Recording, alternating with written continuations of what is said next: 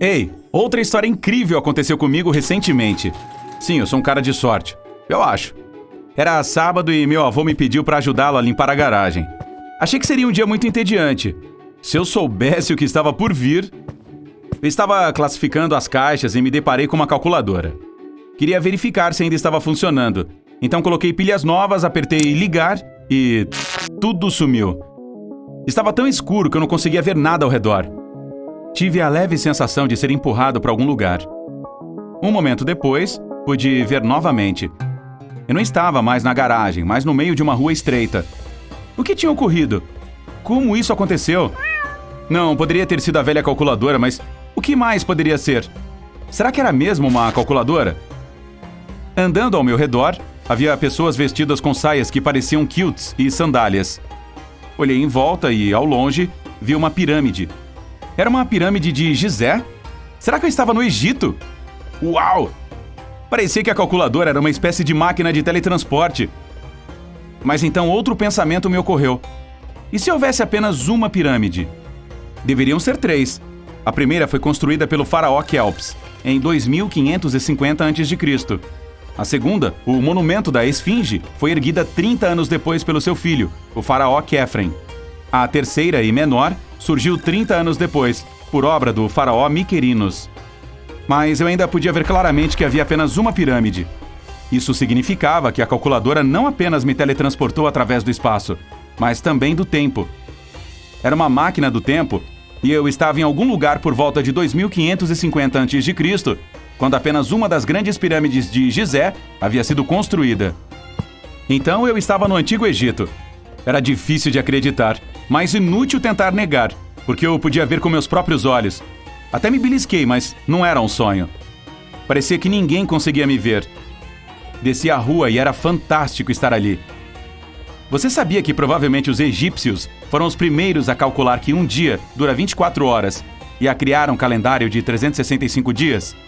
Eles combinaram matemática e astronomia para descobrir isso por volta de 4000 a.C. Originalmente, os 12 meses de seu calendário solar tinham 30 dias, mas depois adicionaram vários dias extras. À minha volta, o ambiente começou a desaparecer, e de repente eu estava na escuridão novamente. Quando finalmente consegui enxergar mais uma vez, me vi no meio de uma rua novamente, mas desta vez era totalmente diferente. Era fácil saber que eu estava no futuro.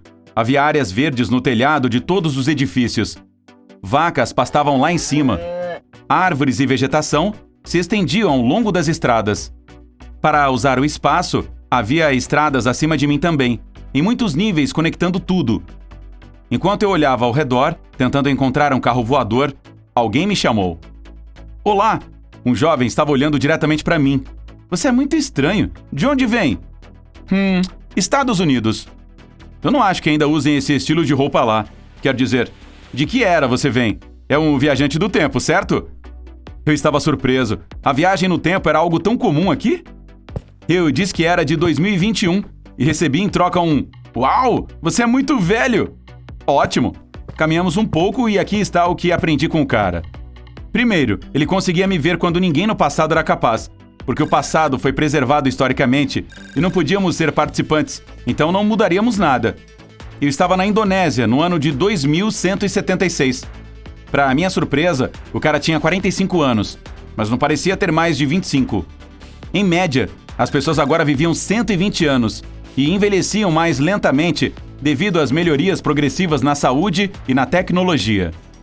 Debaixo d'água, havia todo um sistema de linhas de trem de alta velocidade. As pessoas podiam viajar da Indonésia para a América do Norte em apenas 1 hora. Um cidadão normal do século 22 viaja para todos os lugares do planeta, mas o turismo ainda existia, só que era espacial. As pessoas faziam viagens a Marte, à Lua e a algumas estações espaciais.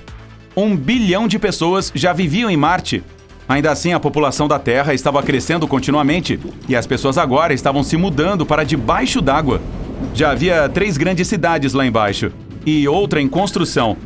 Eu tinha tantas perguntas, mas de repente fui embora novamente. A escuridão e a sensação de ser empurrado voltaram. Desta vez, a primeira coisa que senti foi frio. Quando pude ver novamente, estava escuro ao meu redor e eu estava na água. Eu só tinha no máximo 1 hora antes que minha temperatura corporal caísse e a hipotermia tomasse conta. Eu esperava que a viagem não demorasse muito e a máquina do tempo me arrastasse para outro lugar em alguns minutos. Ainda assim, eu não podia correr nenhum risco. Precisava descobrir como sair da água. Procurei qualquer terreno próximo, mas era difícil de enxergar. Então, percebi as luzes. A várias centenas de metros de distância, um enorme navio se aproximava. Com sorte, eu estaria no futuro novamente. Dessa forma, estaria visível para as pessoas a bordo e teria a chance de ser salvo. Foi quando percebi algo que destruiu todas as minhas esperanças. O navio se dirigia para um objeto escuro na água, um iceberg. Era o Titanic. Eu sabia exatamente onde estava. O Oceano Atlântico, 14 de abril de 1912, por volta das 23h40. Eu estava prestes a testemunhar o naufrágio do Titanic. Meu coração deu um pulo e até esqueci que estava na água enquanto olhava para o navio que se aproximava rapidamente do iceberg. Eu queria fazer algo para mudar a história, mas não pude fazer nada. 1, 2, 3. Quando cheguei em 37, ouvi um som de estalo. O impacto. A história estava prestes a acontecer. O navio continuou avançando, mas eu sabia que não alcançaria seu destino. Tudo ao meu redor ficou embaçado. Com o coração pesado, eu estava viajando para um novo lugar. Acabei em terra firme mais uma vez. Era meia-noite e estava quente, o que foi uma sorte porque eu estava com frio e molhado. Eu estava em um lugar que parecia uma floresta tropical. Mas não havia pistas a respeito de qual, ou mesmo em que continente. Decidi explorar e sair. Logo, tive uma resposta quando me deparei com um dinossauro. Era da minha altura, mas com cerca de 6 metros de comprimento. Um dilofossauro. Felizmente, ele não podia me ver. Eu não me sentia seguro e queria fugir e me esconder. Mas fiquei porque, mesmo em 2021, você não encontraria um dinossauro todos os dias. Tentei segui-lo, mas ele era rápido demais para eu acompanhar. Mas a boa notícia era, agora eu sabia onde tinha ido parar. O Dilophosauro viveu no início do período Jurássico, cerca de 193 milhões de anos atrás. Especificamente, eu estava na América do Norte, mas não onde você imagina. Naquela época, nosso mundo tinha uma aparência diferente. Em vez dos continentes atuais da Terra, havia apenas um.